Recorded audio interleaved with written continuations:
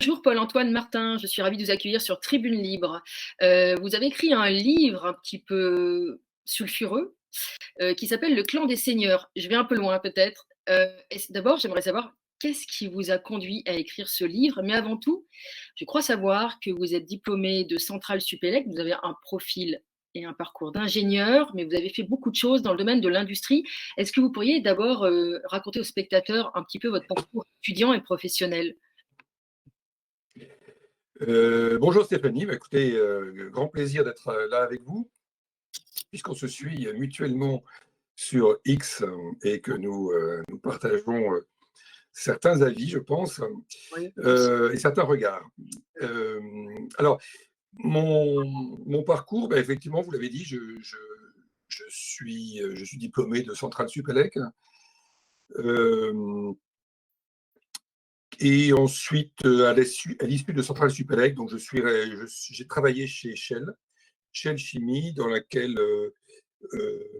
j'ai évolué jusqu'à conduire des unités pétrochimiques très dangereuses en exploitation.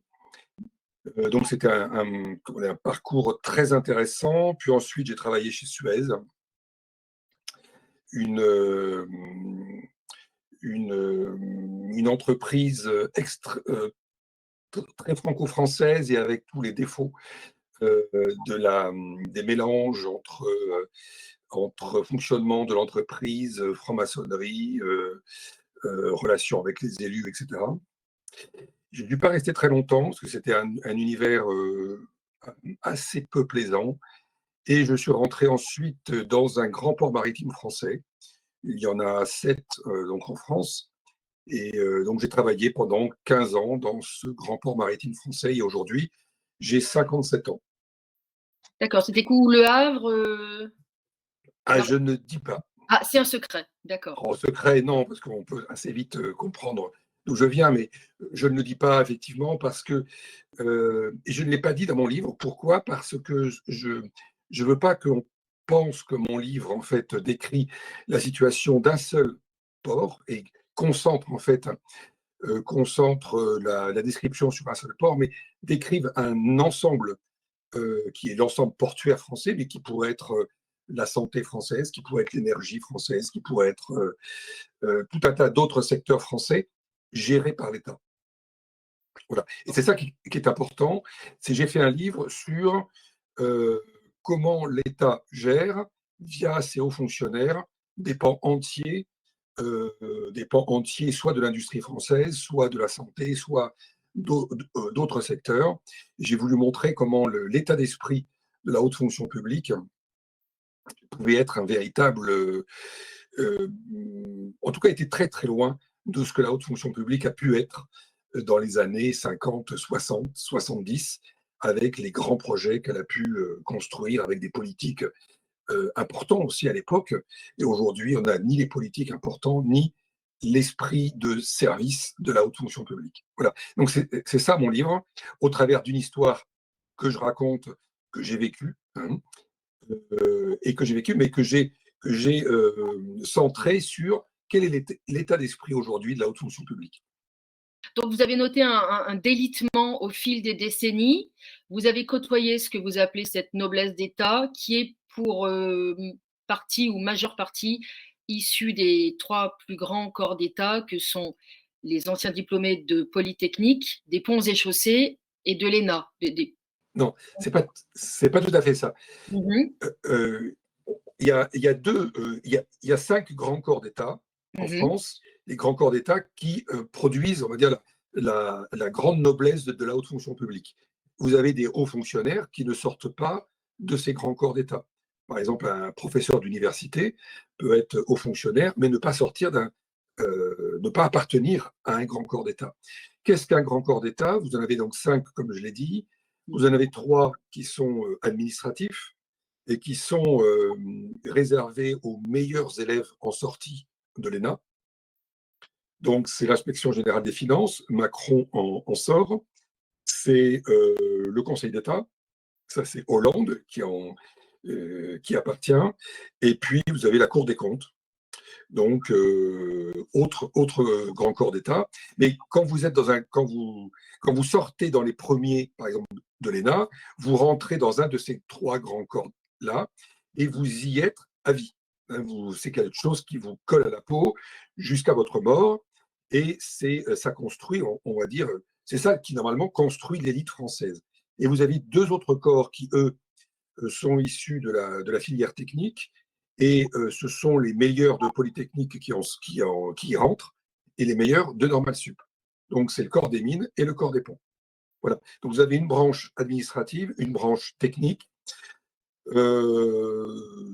Côté technique, ça doit regrouper à peu près moins d'une centaine d'individus par an.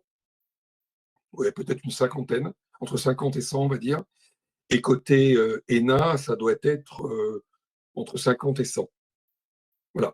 Donc c'est environ 150 à 200 individus qui tous les ans donc rentrent font partie sont les nouveaux venus dans ces grands corps d'État et qui deviennent hauts fonctionnaires et qui à ce moment-là rentrent dans ce que j'appelle dans mon livre le merveilleux monde de la haute fonction publique.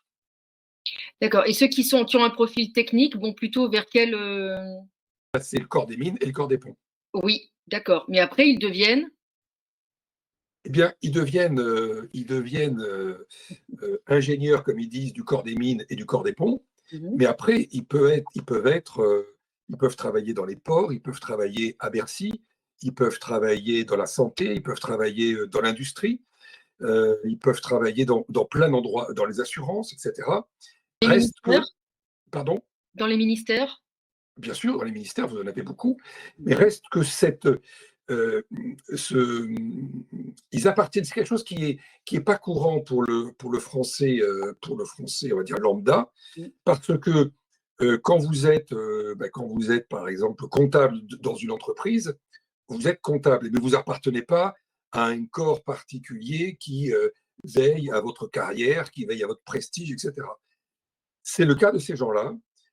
Ils appartiennent à un grand corps qui s'occupe de leur carrière et de leur prestige. Voilà. Donc Vous c'est quelque chose de appelez très. le clan. C'est clanique, ce sont des fonctionnements claniques. C'est donc un fonctionnement clanique. Clanique, pourquoi? Parce que d'une part, ils sont extrêmement jaloux de leur réussite. Ce sont, comme je l'ai dit, les meilleurs élèves des meilleures écoles. Ils sont jaloux de leur grande réussite scolaire. Ils font une équivalence entre réussite scolaire et intelligence supérieure. Ils se considèrent donc comme supérieurs à l'ensemble des Français. Donc ça, c'est vraiment une caractéristique. Puis on pourra évoquer quelques cas particuliers tout à fait symptomatiques hein, de ces parcours-là. Et surtout, ils ont un réseau qui, leur donne une force extrêmement forte dans la République. Ils ont le pouvoir, ils ont un réseau qui a le pouvoir, ce sont des gens qui sont au plus haut poste dans les ministères, dans les entreprises, dans l'industrie, etc. Et entre eux, ils se cooptent. Et ils se réservent donc les places, soit dans les plus grandes entreprises du CAC 40, soit dans les ministères, soit dans les établissements publics, soit dans la politique. On trouve ce type de fonctionnement identique dans les loges, par exemple. C'est un raisonnement assez identique, puisque ce que je dis dans mon livre, c'est qu'effectivement, c'est tous pour un pour tous. Ils ont ce genre de, comment dire, de maxime hein, pour bien dire qu'ils ont l'obligation entre eux de se protéger et de se promouvoir. Donc, je crois que vous dites que cette caste est dans ce qu'on pourrait appeler un angle mort démocratique. Vous pourriez m'en dire plus? Parce que c'est une belle expression et parlante. Eh bien, oui, j'emploie cette expression pour imaginer le fait ils ne sont pas connus, en fait, des Français. Mhm. Ils ne sont pas connus des Français, or, cette caste qui est installée à tous les hauts postes de l'État et hauts postes aussi des grandes entreprises du CAC 40, euh, cette caste comment dire, n'est pas vue par les Français, n'est pas connue par les Français. Les Français n'imaginent pas à quel point cette caste dispose du pouvoir, beaucoup plus que les politiques. Et donc, comme le pouvoir est aujourd'hui, a priori, dans notre pays, en tout cas, de nom démocratique, le peuple devrait avoir comment dire, un bras de levier sur tous ces personnages. Or, ce n'est pas le cas. Le seul bras de levier qu'il pourrait avoir, c'est au travers du Parlement et de commissions d'enquête ou de contrôle dont le Parlement pourrait se saisir sur le fonctionnement de telle ou telle institution, de tel ou tel établissement public. Et c'est très rarement le cas. Ou alors, quand c'est le cas, les commissions d'enquête qui produisent des rapports ont des rapports qui finissent dans des tiroirs ou dans des fonds de bibliothèques, vous voyez. Donc, ils ne sont pas suivis. Bilan, le peuple n'a pas accès finalement à ces individus-là, ne serait-ce que pour contrôler ce qu'ils font, et ne serait-ce que aussi pour contrôler les nominations. Quand on voit toutes les nominations qui ont lieu aujourd'hui par le président de la République, euh, ou même par des ministres, sans que le peuple n'ait un quelconque regard dessus. On pourrait imaginer qu'il n'ait pas à avoir de regard dessus si la confiance était totalement installée et si effectivement l'État gérait en bon père de famille les affaires publiques. Mais manifestement, ce n'est pas le cas. Et on voit énormément de copains, de copines nommés à des postes très importants, que souvent ils appellent des fromages. Fromages parce qu'ils sont très rentables, à 15 000, 18 000, 20 000 euros par an, pour pas forcément apporter grand-chose à la République, Par mais mois, pour vous leur voulez dire? assurer, Vous avez dit par an, par mois? par mois, pardon, excusez-moi, merci de me corriger. Euh, donc des sommes très importantes, et on peut s'interroger sur l'utilité de ces postes-là. Et ces postes-là servent effectivement à recaser énormément de copains et de copines, d'amis de promotion, de gens qui ont pu aider pendant la campagne présidentielle. Par exemple, prenons un exemple, il y a le nouveau président de la société qui gère le Pass Culture. J'ai vu ça très récemment. C'est effectivement un fonctionnaire qui a aidé Macron en 2017 sur le volet culture de sa campagne présidentielle. Eh bien, il a un remerciement en or massif. Il devient président de cette société-là avec un salaire qui est complètement déraisonnable. Donc, des nominations comme ça, vous en avez des centaines, des milliers. Or, c'est pas en nommant des amis, des bons copains, des gens à qui on doit quelque chose, ou, euh, ou des gens à qui on attend, ou de qui on attend quelque chose, que l'on pourra gérer correctement la République. C'est le cas aujourd'hui. Donc, on est vraiment dans un angle mort total, et le peuple n'a absolument aucun accès à tout ce fonctionnement qui, au final, année après année, installe une corruption dans l'État systémique et engloutit une partie du budget de l'État.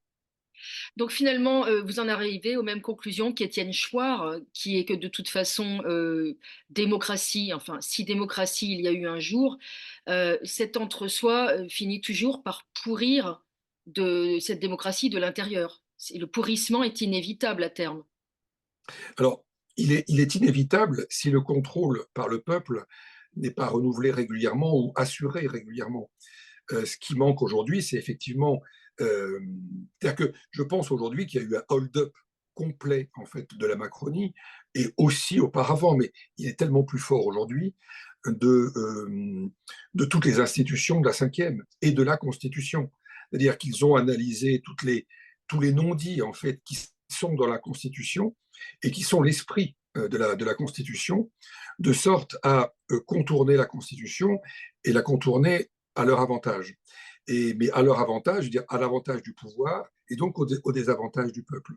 Aujourd'hui, le peuple, évidemment, il est complètement spectateur du fonctionnement de la République. quand on voit que les institutions aujourd'hui que sont le Conseil d'État ou le Conseil constitutionnel ou la Cour des comptes, qui sont normalement des institutions de contrôle majeur du pouvoir exécutif, sont aux mains d'individus qui ont participé à la déliquescence de notre pays et qui sont des individus qui, à la place où ils sont redevables au président qui les a nommés. Quelqu'un comme Fabius est redevable à Macron, quelqu'un comme Moscovici aussi. Donc on ne peut pas attendre de ces personnes-là un réel contre-pouvoir. Le seul contre-pouvoir, enfin, si on pouvait instaurer un véritable contre-pouvoir, ça serait par l'entremise du peuple qui aurait la possibilité soit de mettre son veto, soit de contrôler ce qui se fait à ce niveau-là de l'État. Normalement, c'est le Parlement, normalement, c'est le Sénat, mais force est de constater qu'il n'y a plus d'opposition. Ces gens ont été achetés. Il n'y a pas eu de référendum en France depuis très longtemps également. Oui, ou alors quand il y en aura un, ça serait une question fermée. Et on a vu ce que ça a donné en 2005. Hein. Absolument. Il peut être contourné ou par, le résultat du vote ne sera pas respecté. Il n'est pas respecté parce qu'ils ont ils ont la conviction chevillée au corps. C'est pour ça que je vous disais au début qu'ils ont la certitude d'être d'intelligence supérieure et que c'est pas une exagération de ma part. Hein. Je raconte dans le livre des échanges que j'ai pu avoir avec des préfets complètement hallucinants. C'est-à-dire je raconte à un moment donné un préfet que je mets, alors, chose que ces gens-là n'aiment absolument pas, que je mets face à ces erreurs dans la gestion d'une situation particulière.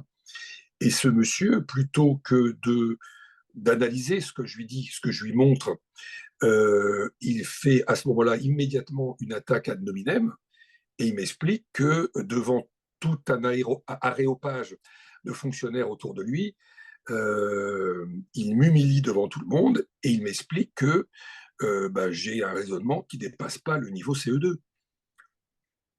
Voilà, c'est comme ça que ça se passe avec ces personnages-là. Donc, ils ont cette certitude de l'intelligence supérieure, et donc, en corollaire, ils ont la certitude que le peuple est, est, est incapable de juger.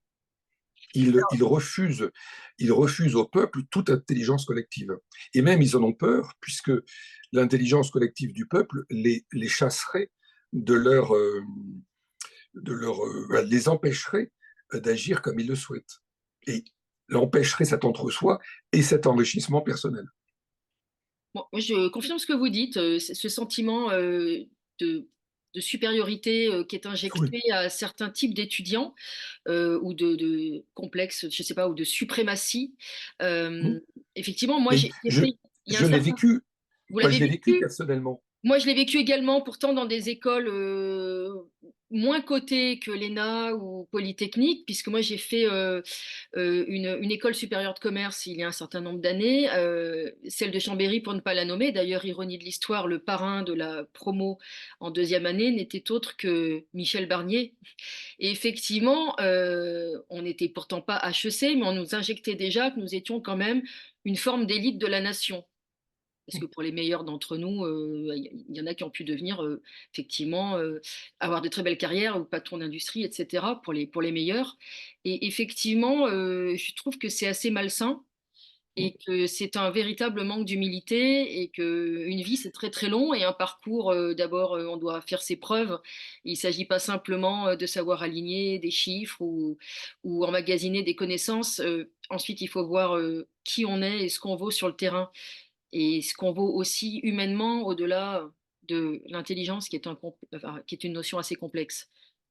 Mais vous avez mis le doigt sur une notion qui est vraiment essentielle, c'est que à se gonfler la tête, hein, je l'ai vécu aussi à Centrale Supélec, on était l'élite, Oui, c'est une très bonne école. l'industrie nous attendait, c'est nous qui aurions le pouvoir, etc., etc. Bon, Si on n'arrive pas à prendre du recul par rapport à ça, on devient effectivement assez vite insupportable et assez vite un but de sa propre personne. Quand en plus vous avez un réseau comme ces gens-là de grands corps d'État qui vous assurent à un moment donné que vous aurez une position pour le coup d'élite de la nation en ayant un poste de très haut niveau, euh, vous croyez à votre supériorité. Et vous perdez à ce moment-là, vous l'avez de toute façon pas, et vous l'avez plus si vous l'avez eu, l'humilité, vous perdez la déontologie, et vous perdez, et là, et c'est là qu'on voit moi je pense que c'est un des comment dire, c'est le signe de la déliquescence majeure de notre société aujourd'hui, l'exemplarité. On a aujourd'hui une élite qui est fondamentalement inexemplaire dans son comportement, dans sa façon de gérer, dans sa façon de parler. Elle est totalement inexemplaire. Elle n'est pas respectueuse. Quand on a eu des déclarations de Macron qui étaient foncièrement irrespectueuses vis-à-vis de la population, mais c'est quelque chose qui est aujourd'hui devenu complètement généralisé et quasiment, parce que le peuple ne peut pas faire autrement, accepté. On fait avec une élite qui est inexemplaire. Et d'ailleurs, vous dites que cette caste possède des salaires qui sont protégés, c'est-à-dire elle ne peut jamais gagner moins que ce qu'elle a gagné précédemment. Donc Alors, c'est ça, extrêmement peu. c'est un autre aspect encore Mhm. euh, qui est en- encore à classer dans l'inexemplarité. Quand vous êtes un dirigeant, la moindre des choses, c'est d'être en capacité d'assumer les risques qui peuvent traverser ce que vous dirigez, votre entreprise, votre établissement, votre ministère, etc. Assumer les risques et puis euh, être capable, oui, quand je dis assumer les risques, c'est perdre son emploi, c'est voilà, ça c'est au minimum ça, c'est perdre en salaire par exemple, perdre son emploi durablement, comme beaucoup de Français peuvent le perdre, avoir une période de galère. Ces gens-là, ça ne peut pas leur arriver. Ça Donc, ne peut jamais leur arriver parce qu'ils sont totalement couverts par leur réseau, d'une part, et par leur statut. Le statut de haut fonctionnaire protège au-delà de tout, puisqu'il leur assure impunité et irresponsabilité. ils se sentent Quand vous voyez, intouchables et ils se remettent jamais en question en fait. Donc il y a et un donc jamais pourrissement. vont se remettre en question, puisque d'une part, ils ne risquent rien, et d'autre part, ils sont supérieurs. Donc les deux fait que ça crée des psychologies qui sont totalement inadéquates pour diriger. Et peut-être Et malade. Y a pas de, on n'est pas psy, mais on pourrait demander à Jean-Luc Robert, par exemple, ça donne certainement des psychologies malades.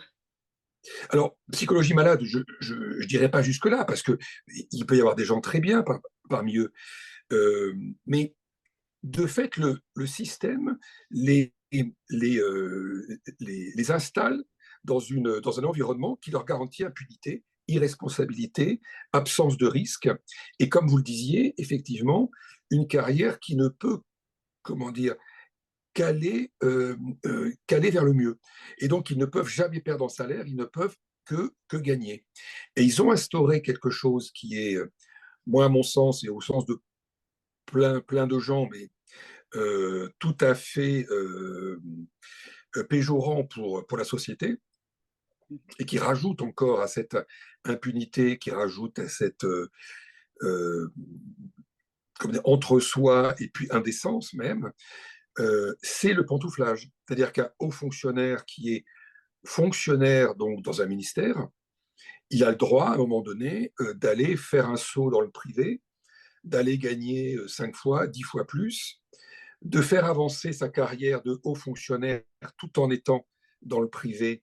Et si par hasard ça se passait mal, qu'il perdait son poste dans le privé, mais vraiment, ça c'est ultra rarissime, puisqu'ils sont de toute façon couverts par le grand corps, mais dans le privé, on peut imaginer, eh bien, le public les reprend immédiatement à un niveau de salaire et de responsabilité qui correspond à leur évolution dans leur, enfin, qui, à leur évolution de carrière, qui a continué en tout cas à progresser, même pendant leur absence de la haute fonction publique. C'est très avantageux. Et ça, dans ce sens-là, c'est le rétro-pantouflage, hein, c'est ça? Ça, c'est le rétro-pantouflage. D'accord. Et, et ce qui est indécent et antidéontologique, c'est que vous avez des hauts fonctionnaires qui font une carrière dans un ministère et qui ensuite vont vendre leurs connaissances et leurs carnets d'adresse dans le privé. Ils sont à ce moment-là embauchés dans le privé, ils vont faire un jump de salaire de 2, 3, 4, 5, 10 fois peut-être. Ils vendent ce qu'ils savent, ce qu'ils ont appris dans le ministère. Ils créent une distorsion de concurrence avec les concurrents de l'entreprise qui les a recrutés. Et puis, ils vont évoluer dans cette entreprise privée. Et puis, à un moment donné, ils peuvent avoir besoin de revenir dans la haute fonction publique et recommencer ensuite le même, le même coup de jackpot, on va dire. On va prendre un exemple. Le conseiller ministériel d'Olivier Dussopt pendant la réforme des retraites, hein, celui qui a été la cheville ouvrière, hein, du ministre et qui l'a beaucoup aidé, en tout cas, à construire cette réforme des retraites. Une fois que la réforme des retraites a été votée, il s'est vendu chez AXA, qui l'a recruté. Et là-bas, bah, il vend son carnet d'adresse, il vend tous les biais en fait de la réforme des retraites. Et AXA vend des services et des produits autour de la retraite. Et ça, vous l'avez, mais à tous les niveaux. J'ai vu récemment passer un petit article d'un haut fonctionnaire de la DGSI qui vient de se faire recruter par une société américaine. Jackpot. Et donc, ça Mais, explique aussi que certains vendent les fleurons de la France, n'est-ce pas? alors, ça va être autre chose encore. Mm. Euh, Vendre les fleurons de la France, alors, comme le dit Arnaud Montebourg, le prix de la trahison, c'est 15 à 20 millions d'euros Mm. pour le dirigeant de la société vendue. 15 à 20 millions d'euros. Et là, je ne sais pas si vous avez vu ce qui est sorti récemment dans le cas de Orpelia. Mm. La dirigeante aurait touché 200 millions d'euros pour Putain. effectivement assurer la vente de cette filiale de Sanofi. Mais quand vous regardez Sanofi, vous voyez quoi? Vous voyez que le PDG est inspecteur général des finances. Donc le grand corps qui est le grand corps d'État qui se considère comme parce qu'ils fonctionnent ces gens-là toujours de la même façon, il faut toujours classer, enfin, se classer les uns les autres. Et donc eux ils se sont auto-déterminés comme la plus haute noblesse des grands corps d'État. Donc Oudéa, mari de la ministre Oudéa Castéra, et un inspecteur général des finances, président de Sanofi, dont la filiale Orpea Mhm. est, est, euh, euh, est intégrée. Il est le mari de la ministre ancienne ministre Oudéa Castéra. Il est proche de Macron, qui est inspecteur général des finances. Mhm. Et vous avez une caste comme ça d'inspecteurs généraux des finances qui, effectivement, sont aux commandes de ces ventes. Alors on va appeler ça du business. Donc, il se cache derrière l'argument c'est du business. Mhm. L'État n'a pas à rentrer là-dedans, sauf que l'État, quand ce sont des ventes de produits stratégiques ou de services stratégiques, devrait pouvoir empêcher cela. Et c'est d'ailleurs la loi que Montebourg avait mise en place. L'État a une possibilité de veto. Et lors de lors de la vente d'Alstom, le veto n'avait pas été actionné et celui qui a vendu Alstom est aussi appartient aussi à la grande noblesse des ingénieurs de grands corps d'État puisqu'il était du corps des mines. On est aujourd'hui dans un fonctionnement, comment dire, qui n'est plus je sers mon pays, mais je me sers avant tout. Oui. Et il y a tellement d'intérêts en jeu qu'ils ont la capacité de recevoir des dizaines de millions d'euros dans leur activité. Et comme ils ont le pouvoir, ces individus-là et un réseau extrêmement vaste, on a aujourd'hui une vraie difficulté dans notre pays à garder, et on voit bien aujourd'hui que notre souveraineté est très, très, très mise à mal, non seulement à cause de l'Europe, mais aussi à cause de ses ventes à l'étranger. Notamment vers outre-Atlantique, donc ce qui passe Vers, vers vers les États-Unis. outre-Atlantique, Mm. alors qu'on nous explique que les ingérences viennent de la Russie. Elles existent évidemment, mais certainement pas du même ordre que celles qui viennent des États-Unis. Et c'est Absolument. reconnu d'ailleurs par les politiques. Avez-vous entendu récemment ce qu'a dit euh, l'ancien ministre Lelouch au sujet Oui. justement des inspecteurs? Voilà. Mm. Donc il dit la même chose, et c'est important qu'un ancien ministre puisse le dire. Oui, il conseille même de sortir de l'Europe, ce qui est quand même assez audacieux de la part d'un Alors, ancien il ministre. conseille de l'Europe, mais il parle aussi des inspecteurs généraux des finances, où effectivement, il explique que c'est eux qui font partie, en fait. Alors, dans leur réseau, ils ont aussi des membres très importants dans les banques. Donc, ils ont, entre banques, cabinets d'affaires, cabinets de conseil, euh, grands patrons d'industrie et pouvoir, là, vous avez un réseau complet qui assure effectivement ce genre de transactions Mm. avec on peut l'imaginer, évidemment, des commissions qui se distribuent. Des commissions qui sont mises sur des comptes offshore ou pas Ah, spécialement? ça, j'en sais rien, mais je ne peux pas imaginer qu'il y en ait qui le fassent gratuitement. Bien sûr. Pour les spectateurs, Sanofi, c'est l'affaire du Doliprane, hein, pour ceux qui ont suivi. Oui, Voilà. Orpelia, c'est la filiale de Sanofi qui a ce produit Doliprane dans ses recettes. Qui est d'ailleurs pas forcément le meilleur produit du monde, mais ça, c'est une parenthèse. On va pas. C'est un autre sujet, oui, oui. Un autre sujet, on va pas ouvrir ça maintenant. J'ai une autre question, une dernière question, mais comment dire, qu'est-ce qui vous a conduit, quel a été le moteur pour écrire ce livre? Parce que c'est un gros travail, et puis c'est un beau travail, et puis ça dit des choses sur ce monde caché, sur cette partie immergée de l'iceberg. Alors, j'ai voulu en faire un texte qui soit. C'est pas un texte journalistique. Il y en a eu plusieurs, des textes journalistiques, des enquêtes sur cet univers de la haute fonction publique, de la très haute fonction publique. Moi, j'ai voulu en faire une analyse psychologique pour essayer de décrire comment ces gens pensent, comment ils raisonnent, comment ils considèrent les autres, au travers puisque je les ai côtoyés pendant 15 ans. Je les ai côtoyés jusqu'au niveau enfin ministre, pardon, et j'ai vu comment ils fonctionnaient, j'ai vu comment des décisions étaient prises, j'ai vu comment on, ils savaient tromper, ils savaient mentir, manipuler, etc., pour faire passer des décisions qui leur permettaient d'avancer dans leur carrière, etc., sans considération, sans considération pour on va dire, le service à l'État. J'ai vu des projets de très grande envergure, des projets de centaines de millions, justifiés à partir de business plans faux et volontairement falsifiés, vous voyez, pour faire croire à Bercy que le business plan était intéressant. En même temps, Bercy n'a pas fait son travail de véritable contrôle. Et ces projets être ensuite acceptés, validés, et conduire finalement la nation à investir des centaines de millions dans quelque chose qui ne rapportera rien.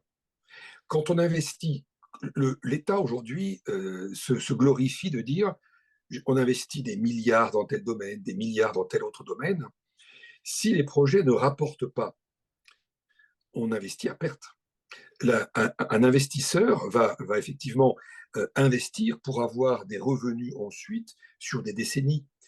Si les investissements ne rapportent pas, on, euh, on accroît la dette et on enfonce le pays, avec en plus un mensonge à l'ensemble de la population. Mais je crois que c'est ce que nous vivons année après année, de plus en plus, de façon de plus en plus importante. Il s'essuie les pieds sur la notion de bien commun. Et donc, à l'avenir, il va quand même falloir trouver des solutions concrètes pour échapper à cette saignée, justement, de la part de ces seigneurs. Comment va-t-on faire? Il va falloir être ingénieux ou résistant. Alors, il y a un constat à faire qui est le suivant. Ils tiennent tout l'État, tout est au poste. Et comme je vous ai dit, ils tiennent les banques, ils tiennent les cabinets d'affaires, ils tiennent les cabinets de conseil, voilà, ils tiennent tout ça. Donc c'est un écosystème extrêmement solide qui de toute façon va se défendre extrêmement puissamment puisqu'il a le pouvoir, il, il a tout ce dont il a pu rêver à un moment donné. Toute cette caste est arrivée au maximum et a même aujourd'hui le pouvoir politique, puisque l'on se rend compte que dans les gouvernements, vous avez une majorité de hauts fonctionnaires qui, quand ils sont plus ministres, reviennent dans la haute fonction publique. Bon, je vais faire la parenthèse. Donc, avec ce constat-là, on ne peut pas imaginer qu'à un moment donné, d'eux-mêmes, ils vont se dire, allez, on arrête de gagner autant, on arrête de coopter nos amis, et puis on va essayer d'améliorer le sort des Français. Non, ça n'arrivera jamais. Et aucun parti politique, c'est pour ça que je pense aujourd'hui qu'aucune solution n'est politique. Aucune solution ne passera par un parti politique, puisque le parti politique a aussi son propre business qui est adossé sur le résultat des élections, etc., etc. Donc, on voit bien aujourd'hui qu'il n'y a pas d'opposition, ou alors elles sont microscopiques et elles sont de toute façon facilement achetables. Alors moi, je crois la seule solution, et c'est pour ça que j'ai écrit ce livre, et c'est pour ça que je parle avec vous et que j'ai pu faire de nombreuses interviews, et c'est pour ça aussi qu'il y a de nombreux médias alternatifs, et c'est vraiment, comme vous, absolument essentiel dans notre pseudo-démocratie, c'est qu'il faut que la population prenne conscience de ce qui se passe et qu'elle prenne conscience qu'elle n'est plus en position de plus en possession du pouvoir, qu'on le lui fait miroiter. Elle n'a absolument plus la capacité de décider quoi que ce soit. Même le vote, de toute façon, est très orienté, puisqu'on ne vote que sur que des personnages que l'on nous propose et qui sont donc déjà choisis par la caste, justement. La seule façon de faire, c'est que le peuple, à un moment donné, je dis pas renverse, c'est surtout pas ça. Il faut pas renverser le système parce que le système sera repris par cette caste-là de façon encore plus autoritaire. On a vu ce qui s'est passé en 89 et après 93, 94, 95, le directoire, etc. Qu'est-ce qui s'est passé? Et donc le pouvoir a été repris de façon très autoritaire. Non, le peuple, ce qu'il doit faire, c'est exiger un bon fonctionnement, faire pression sur toutes nos institutions pour pouvoir avoir la capacité de contrôler ce qui se passe au niveau de l'État au travers des organes et des institutions qui existent. Et c'est ça, je pense, la seule solution que nous avons devant nous, parce que le RIC, on ne l'aura jamais. Les référendums, on ne les aura pas. Si on ne les demande pas avec une énorme insistance. On nous a fait énormément de promesses sur le RIC, on nous a fait énormément de promesses sur les, euh, Doléances, les cahiers de doléances des Gilets jaunes. les cahiers de doléances. On nous a fait des promesses sur aussi, je ne me rappelle plus le nom, parce que c'est toujours des noms très jolis. Joli. On avait choisi au sort 150 Français pour se bâtir, en tout cas, des propositions au gouvernement sur la dérégulation climatique. Macron, aujourd'hui, l'a jeté à la poubelle, alors qu'il s'était engagé à n'avoir que 2 jokers sur les 150 propositions. Donc, tout ça est un leurre, et nous aurons de plus en plus de leurres, en fait, proposés par cette caste-là. Donc, la seule façon, c'est un mouvement gilet jaune qui ne rentre pas évidemment dans la violence, mais qui fait pression à mon sens, qui fait pression sur l'ensemble de nos institutions. Et ça, euh, c'est la grande peur, effectivement, que cette caste peut avoir. Parce que elle est faible vis-à-vis de l'ensemble de la population. Elle est extrêmement faible. Elle est protégée par une police qui Elle est, elle est problématique bien sûr tant qu'elle protégée par collabore une... avec ce pouvoir. La police aujourd'hui collabore avec ce pouvoir parce que c'est son rôle. Elle Elle en devrait a aujourd'hui protéger le peuple, c'est son rôle aussi. tout à fait. Sauf que c'est tout ce jeu-là qu'il faut arriver comment dire, à gérer et à retourner la pression vers les tenants de nos institutions. Parce que on ne peut pas dire que la Cinquième République soit mauvaise, elle a pu bien fonctionner. Mais elle a pu bien fonctionner avec des hauts fonctionnaires euh, qui avaient l'esprit de service pour l'État. Qui avait des scrupules et un peu de d'éthique. Et d'éthique, oui. D'éthique et de déontologie, tout à fait. Tout ça est perdu. Eh bien, écoutez, je vous remercie beaucoup. Je conseille à tout le monde d'aller acheter ce livre pour aller un petit peu gratter sous l'eau, voilà, voir la face immergée de l'iceberg. Merci à vous, Paul-Antoine Martin, Merci beaucoup, Stéphanie. C'est très agréable de discuter avec vous. réciproquement.